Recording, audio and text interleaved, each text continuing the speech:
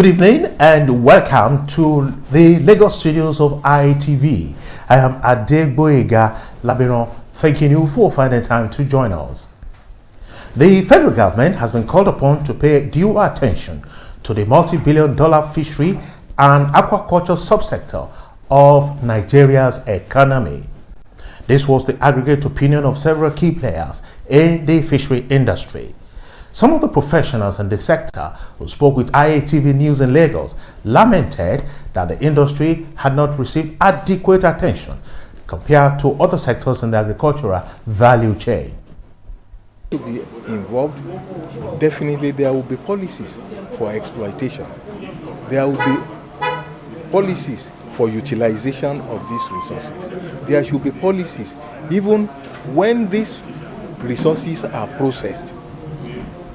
Will they be used or utilized within the confines of the country, or will some of them be exported within the context of the diversification and exploiting the value chains of the federal government? So the first problem we had was that most times the fish farming industry is really strangulated by importers. How do we mean? They only bring in fish, I get me, whether the thing is good or not. Some are condemned in the area they're being produced, they bring it. They explained that the maintenance and sustainability of the industry, which contributed immensely to growing the country's GDP, had been downplayed by key players of the Nigerian economy. Part of their appeals is that the government should help secure export certification for made in Nigeria aquaculture products, some of which have been banned in the last year. State and the state actors should come together. Look at our population. We are almost getting to about 200 million. If you calculate the amount of protein resources that will be needed to feed this population, to make them in good health, to have them in good health and healthy living, we'll be talking about 3.4 million resources of fish that will feed this. But what do we do? What do we produce? Now we produce 1.1 million metric tons, leaving a gap of how many? 2.4 metric million. So per annum, and therefore the state actors, the non-state actors must come together to see how this gap will be bridged to the benefit of our economy, to the benefit of the poverty or poverty-stricken population of this country, and for employment generation, and for. Whereas in developed clime, farmers are king. And here too, if you watch what is going on now, unlike yesterday, farmers are becoming chiefs. They've not become king, but I know they'll be there. Two, when you look at the policy of the government, for instance, the enabling environment. They are also of the opinion that the nation's fishery and aquaculture subsector has the potential of reviving the economy if adequately catered for. And now to Kwara State. The Kwara State Governorship Election Petition Tribunal has ruled that the All Progressive Congress and the Governor-elect Abdulrahman Abdulrazak be served the petitions against them through substituted means. The governorship candidate of the PDP and that of the Action Alliance filed petitions against the victory of the APC gubernatorial candidate Abdulrahman Abdulrazak in the March 16 governorship election on the grounds of his educational qualification and other sundry issues. The three-man panel is headed by Justice Basi Effiong. The People's Democratic Party's governorship candidate Razak Atunwa and the Action Alliance brought petitions against the Independent National Electoral Commission, the All Progressive Congress and its governorship candidate. Counsel told the PDP candidate and Action Alliance brought two separate ex-party motions before the tribunal to grant them leave to serve APC and the governor-elect through substituted means. In its ruling, the tribunal granted the applications asking that the APC and Abdul Razak be served through substituted means. With a ruling, the notice of the petition will now be pasted at the residence of the governor-elect, the APC Secretariat, the Tribunal Notice Board, and the State High Court. The belief that was supposed to serve these two respondents as required by law took the processes to their addresses for service, but they were not able to serve them. They have the post to affidavit of non-service, meaning that affidavit showing that they made attempt to serve them personally as required by law, which were not successful because they were not seen to be served.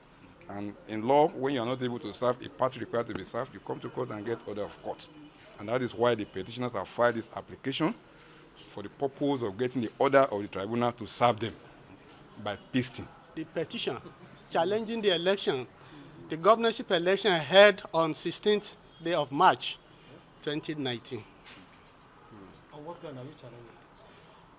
From the petition. Yes. So it's on qualification and some other sundry issues. And now to Ondo State, where unknown gunmen this morning shot dead the bursar of the Akure Diocese of the Anglican Communion, Gabriel Abiodun, at Alagbaka area of Ondo State capital. The suspected armed robbers, numbering about 3, opened fire on the late Abiodun shortly after he returned from a New Generation bank where he reportedly collected money meant for the church. Bloodstains was visible at the office of late Abiodun where he was murdered. One of the clergy, Venerable Blessing Aregbe Shola, confirmed that the money the late bursar had gone to collect was meant for payment of some retirees and church workers. I went to the bank to collect some money, and a vehicle followed him down to this place, one Corolla deep ash color, parked here. As he was entering, 2 people followed him, and before you could say Jack Robinson, just had gunshot. We dashed out to help him, and before we got to the hospital, he was dead.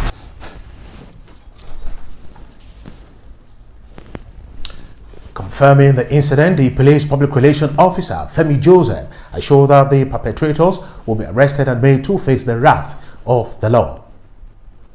Embark on a manhunt to ensure that we bring the perpetrators to book, and I want to assure you that in less than no time we will ensure that they are brought to justice.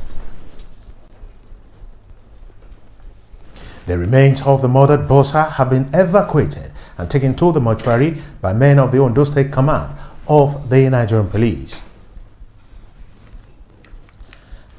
The World Health Organization, WHO, has revealed that Nigeria's 40 million women of childbearing age suffer a high level of health issues surrounding birth, and that of the country represents 10% of global deaths for pregnant mothers.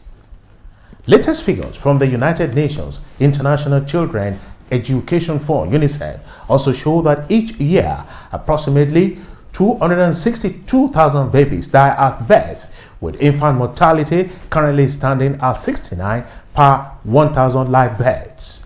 Some medical experts who spoke with ATV News in Lagos said the maternal and infant mortality is a critical indicator of global development, and decreasing its severity in Nigeria has been a major challenge for age long.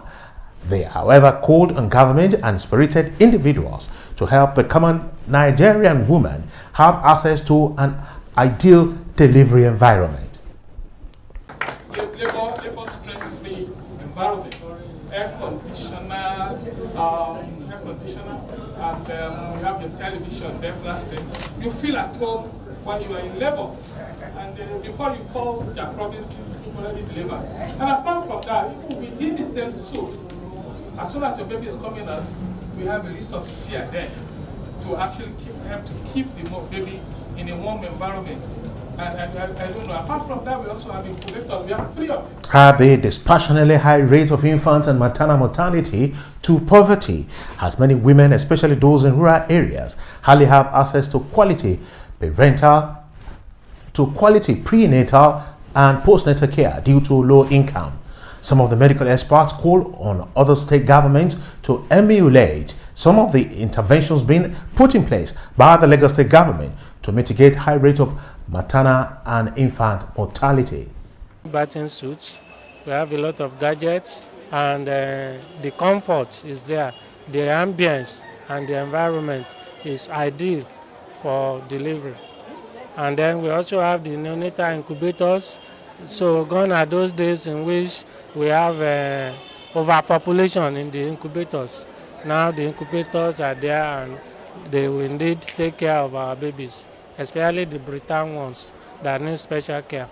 Though states such as Lagos have made efforts to create health care centers in key areas to support women, the state is not an effective representation of Nigeria, since about 62% of our population are based in the rural areas.